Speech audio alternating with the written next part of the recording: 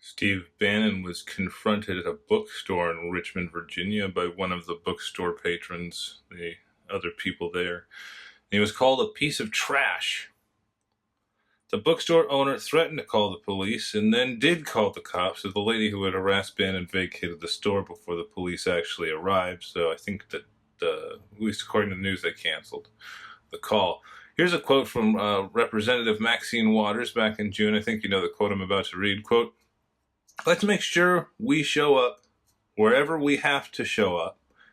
And if you see anybody from that cabinet in a restaurant, in a department store, at a gasoline station, you get out and you create a crowd and you push back on them and you tell them they're not welcome anymore, anywhere," end quote.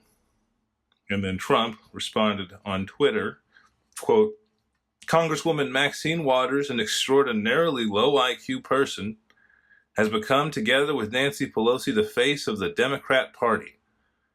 She has just called for harm to supporters, of which there are many, of the Make America Great Again movement.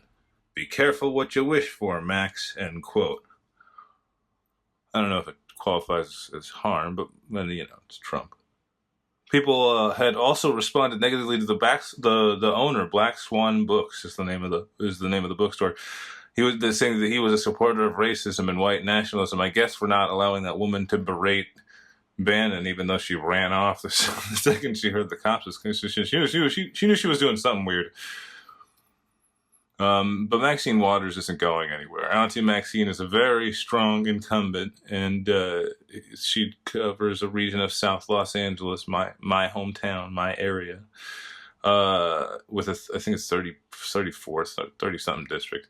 But I worry about the whole fanning the flames. The political climate's already extremely toxic, and it could lead to, people have already died.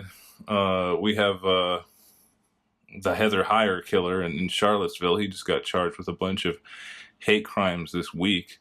And this stuff gets deadly. There was a guy who's a 92-year-old immigrant, they said, beaten by a bunch of kids with a brick.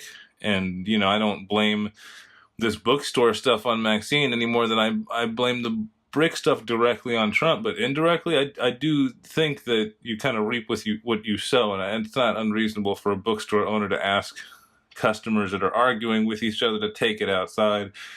I don't know. Whatever you guys think about it, I'd like to know. And hope you had a good 4th of July wherever you are in the world. Bye-bye.